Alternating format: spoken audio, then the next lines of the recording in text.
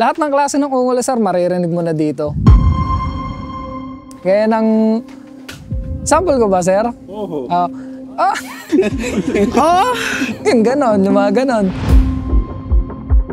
Matitikman nyo po for only 95 pesos na sarap na pang resto pero peresyong pang kanto. Masarap po. Kakaiba po yung lasa. Ang tinitinda po namin is yung crispy na kare-kare at sinigang na baka. First time ko lang po talaga nakatikim ng ganito, as in first time. Ginugusto nila, sir, dahil nasasarapan daw po sila eh. Sobrang sarap po kasi talaga ng kare-kare po nila dahil po, ibang-iba po sa lasa ng mga kare-kare sa karinderya. Na may sinigang na bagnet po, tsaka yung may kasamang tuwalya. For only 95 pesos po, meron na rin po siyang soft drinks and may rice na rin po siya. Only sabaw. Free soft drinks pa. Sulit na sulit. Panalo po. Pag gusto nila ng sabaw, uungol lang po sila. Yun po. Kailangan umungol. Ungol lang pag hihingi ng sabaw. Umuungol po ako. Sample nga.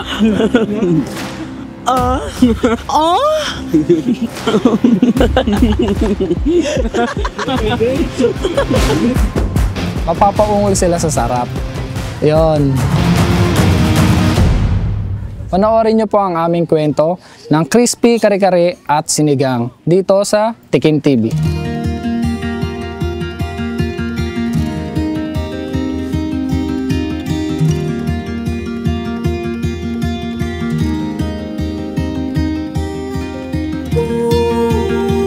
Ako po pala si Paolo, ang may-ari ng Bahay Kubo. Located po kami, sir, sa Barangay Cinto Lumbreras, GMA, Cavite. Open po kami ng Tuesday to Sunday, 11 AM hanggang 10 PM po. Pag kumain po kayo dito sa amin, magpipresko po kayo dahil maraming puno at tapos yun, maganda rin po yung pwesto at literal na bahay kubo lang siya. At binabalik-balikan nila yung luto ko. Yun, kakaiba daw po. Parang umu-order daw sila, parang kumain sila sa mga resto. Eto, sir, kaya naging bahay kubo to is, ito lang po kasi yung bahay namin, tapos ito yung kubo. Yan, kaya naging bahay kubo. Masyado na kasing common yung mga pares na nakikita natin sa kalsada. Yun po, nakapag-isip po ako na bakit kaya gawin kong kakaiba. Imbis na yung pares na common na itinda mo is yung kare-kare na lang. Tapos, bagnet yung gagamitin ko at toalya.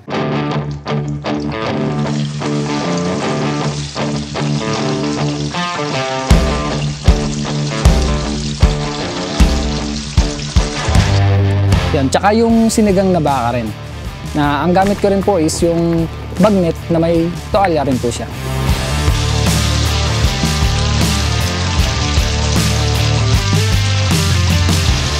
Tatlong klase po yung gulay namin. Meron pong pinaritong talong, nilagang sitaw, tsaka pechay. Half cook lang po yun.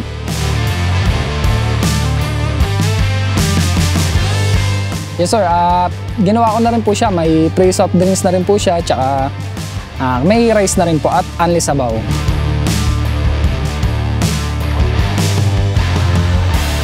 Ang customer po namin, sir, iba-ibang lugar din po. Meron taga Laguna, may Batangas din, more on Cavite, Dasma, Bacoor. Meron din po kami Manila. Dinadayo na rin po ang aming kainan sa iba't ibang lugar.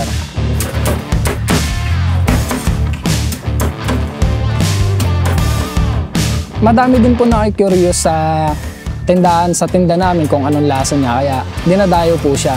Ngayon po, pag nagustuhan nila, binabalik-balikan po nila yun. Pag umorder po, ina-assemble po namin, inuuna namin yung sauce, tapos nilalagay namin yung gulay, yung talong, yung pecha, yung sitaw, bago po yung bagnet.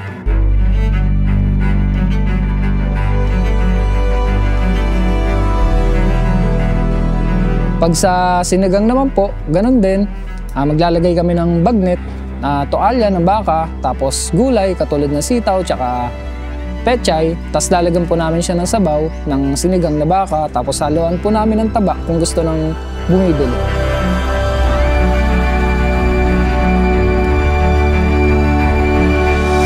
Ito pong tinda namin, kami din po nagluluto nito. Tapos yun, ang una po namin ginagawa, ang una kong ginagawa, hugasan, tapos gagatlaan ko siya, tapos papakuluan ko nga siya ngayon.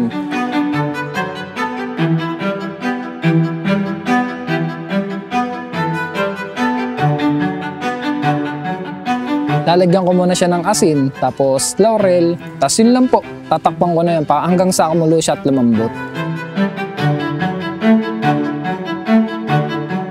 Pagkatapos po nun, hanguin na po siya, tapos papalamigin hanggang sa lumamig bago iprito.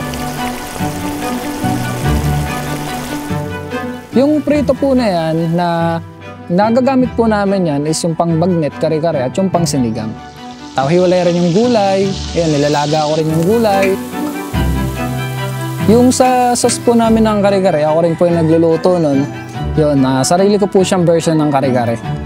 Tapos yun, purong peanut po siya. Wala siyang halong yung mga nakasashay, wala po siyang ganun.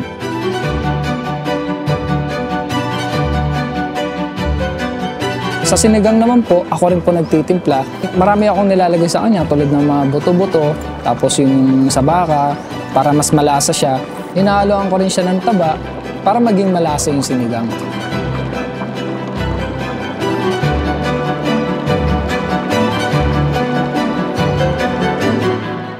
Pag hihingi po kayo ng sabaw, uungol lang po kayo. At bibigyan na po namin kayo nun ng sabaw.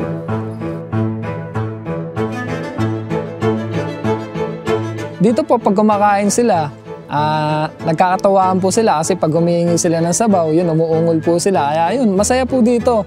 Kasi halos lahat ng customer, karamihan, umuungol pag humihingi ng sabaw. Yun. Oh! Champion. Oh! MVP.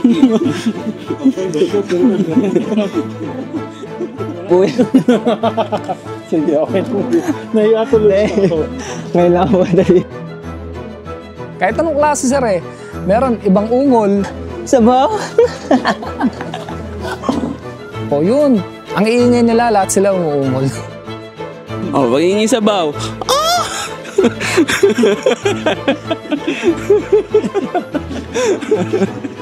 Yes po, Ali Sabaw ang katapat. Kare-kare din po. Minsan sisig. Oo. Kahit anong oras naman dito, masarap talaga. Sa kare-kare po namin, yun, meron din pong bagoong yun, nakasama sa gilid.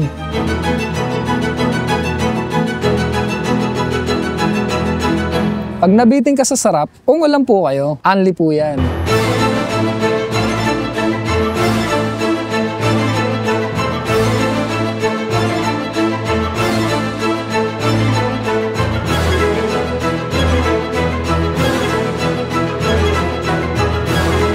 Masarap po siya, iba po yung lasa niya kaysa sa ibang kare-kare. Talagang malutong, tas masarap. Mapapakanin ka talaga. Balik talaga kami, kuya. Diyos ka, masarap po talaga. Sulit pa sa 95.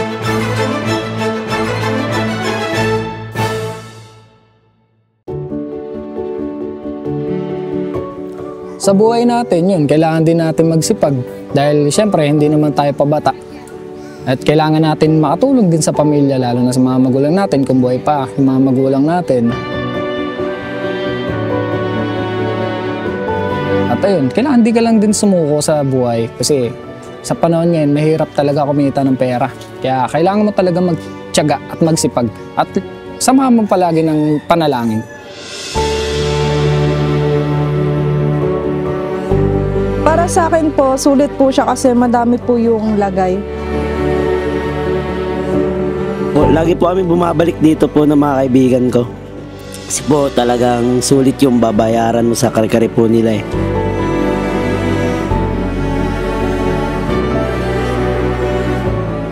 Pag namimiss ko yung luto ni mama na kare-kare kasi si mama nasa abroad, dito talaga ako pumupunta every weekend kasama yung mga kaibigan ko kasi sa servings tsaka sa presyo napakasulit talaga, sobrang solid para sa para kahit kanino talaga solid na solid to.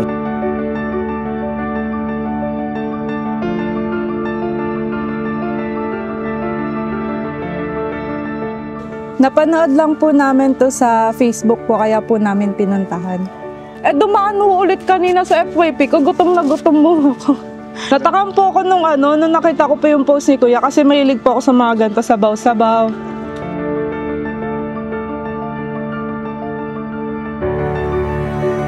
Ayun nga, sabi nila pang resto talaga, tsaka yung servings. Hindi tinipid kaya busog na busog ka dito.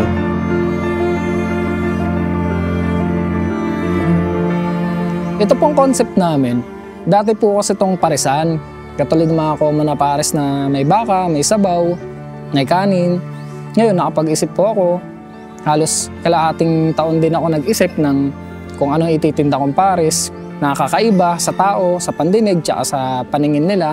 Yun po, naisip ko yung kare-kare. Dahil yung kare-kare, niluluto ko rin po kasi sa bahay. At yun, sa handaan, nauubos po siya. Hanggang sa meron din pong nagte-take out.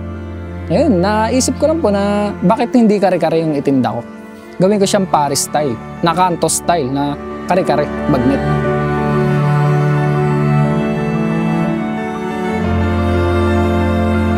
Yung presyo niya pang kanto pero yung lasa pang resto.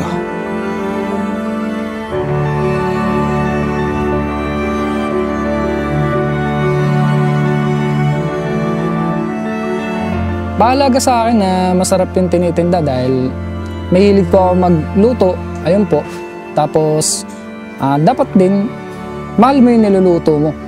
Lagyan mo ng pagmamahal kasi hindi sasarap yung pagkain pag hindi mo sasamahan ng pagmamahal sa pagluluto.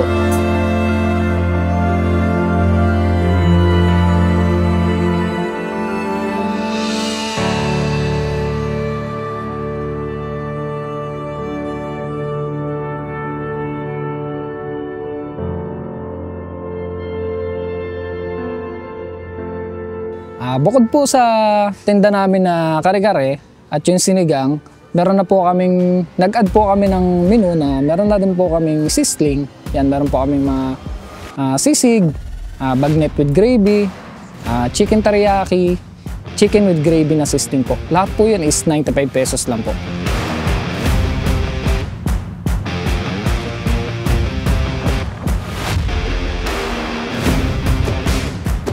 Kung gusto niyo po matikman yung kakaibang kare-kare at yung sinigang, puntahan niyo po kami dito sa Barangay Sinton Lumbreras, Jamie, Cavite, sa Bahay Kubo.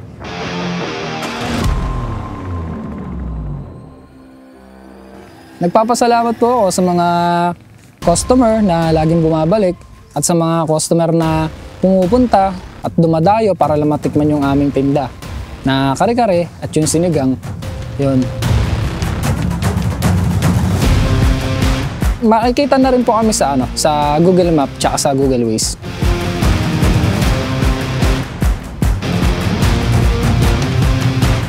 I-follow nyo po kami para sa mga bagong menu namin sa Bahay Kubo at sa Facebook page po namin.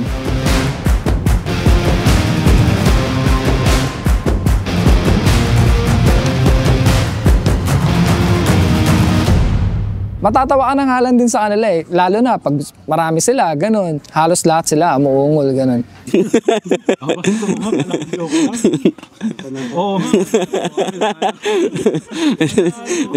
Naka-cheat code. For more inspiring food stories, please subscribe to Tikim TV YouTube channel.